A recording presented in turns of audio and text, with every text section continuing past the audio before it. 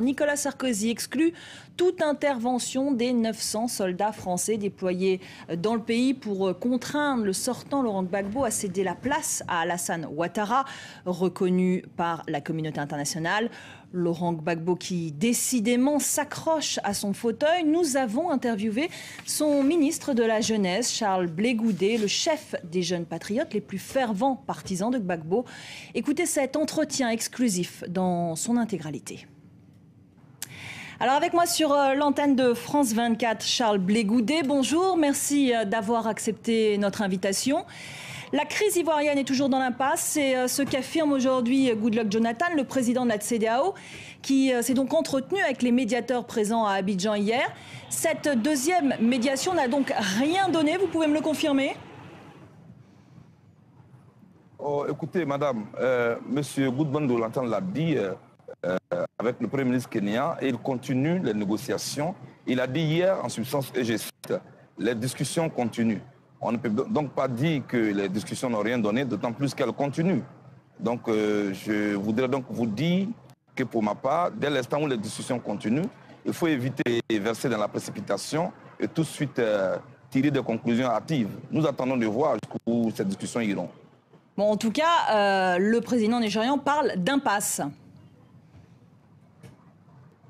Oui, mais c'est une situation de crise. Une crise comme celle-là, post-crise, ne se règle pas en 2-3 jours ou en quelques 2-3 heures de négociation. Il faut dire que le fait que l'on ait quitté des positions tranchées et que maintenant, l'on s'en sert pour discuter, il y a une évolution. Donc, il faut éviter d'attendre tout de suite des conclusions hâtives. En tout cas, le camp de Ouattara est assez clair, formel. Pour lui, les discussions sont terminées. Mais M. Ouattara n'a jamais appelé à des discussions.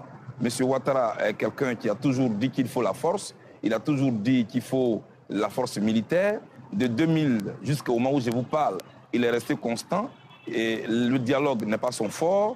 Les règles de l'art ne sont pas son fort. La constitution n'est pas son fort. Il a toujours dit qu'il faut la force. Donc, il n'a pas changé du tout. Alors malheureusement, ce qu'il dit n'a rien à voir avec la réalité. Justement, parlons un peu de la force. Est-ce que vous redoutez maintenant qu'une force d'intervention de la CEDEAO se mette en place pour déloger Laurent Gbagbo par la force ? Mais on ne peut pas déloger quelqu'un qui a remporté des élections. On ne peut pas déloger quelqu'un qui est là en fonction de la Constitution. Je voudrais dire que ce n'est pas que nous redoutons une force militaire, mais nous pensons que quand on finit de faire la guerre, on finit toujours par discuter. Autant discuter dès maintenant, au lieu de mettre des vies en danger, au lieu de tuer des gens et puis après venir s'asseoir pour discuter.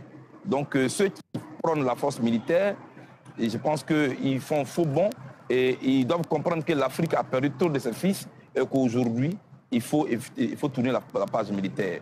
Nous ne redoutons rien du tout, mais nous pensons qu'il faut le dialogue.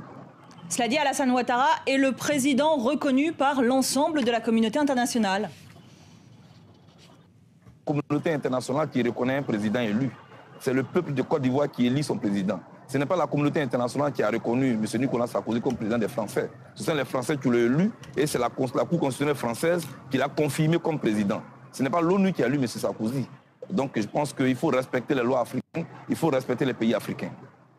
Alors vous avez menacé à plusieurs reprises d'attaquer l'hôtel du Golfe à main nue. Est-ce que c'est toujours d'actualité ?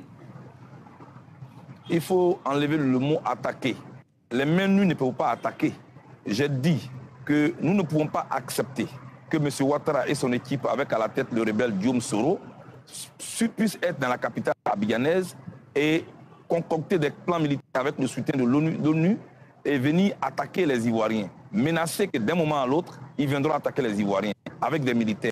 Cela est inacceptable. C'est pourquoi je dis que si l'ONU ne le fait pas, les mains nues, nous irons dire de quitter cet hôtel-là. Depuis quelques jours, des voix se sont élevées et la sagesse a gagné tout le monde. Tout le monde parle aujourd'hui de négociations. Tout le monde parle aujourd'hui des voies de dialogue. Alors moi, je continue mes mobilisations. Je les reprends dès cet après-midi. Et jusque-là, je mobilise et j'ai le regard vers le Golf Hotel. Alors pour sortir de l'impasse, vous réclamez notamment la mise en place d'un comité d'évaluation international. Mais les résultats du scrutin présidentiel, encore une fois, ont été certifiés par les Nations Unies. C'est Ouattara qui est donné gagnant. Que peut-on apporter ? Que peut apporter de plus une commission d'évaluation ? Qu'est-ce qu'elle pourra apporter de plus, cette commission ? Madame, écoutez, nous sommes dans un pays qu'il y a ces institutions qui sont en place et qui sont régies par des lois. On n'est pas allé hors délai annoncer des résultats dans un hôtel qui se trouve être le QG de M. Ouattara. On ne peut pas déclarer M. Gbagbo avoir 0 voix dans plusieurs bureaux de vote où il est censé avoir des représentants. Écoutez, c'est quand même aberrant. Alors, tout au moins, au lieu de nous jeter dans la précipitation, que l'on accepte de regarder, de dépouiller le dossier ivoirien et savoir ce qui s'est passé réellement. En Côte d'Ivoire, M. Ouattara, M. Guillaume Soro, M. Choi avaient une feuille de route secrète, c'était de faire en sorte d'installer M. Ouattara à n'importe quel prix. Ce que nous ne sommes prêts à accepter. C'est pourquoi nous proposons ce comité d'évaluation pour effectivement enquêter et voir qui de Gbagbo Laurent ou M. Ouattara a effectivement gagné les élections. C'est le minimum, madame.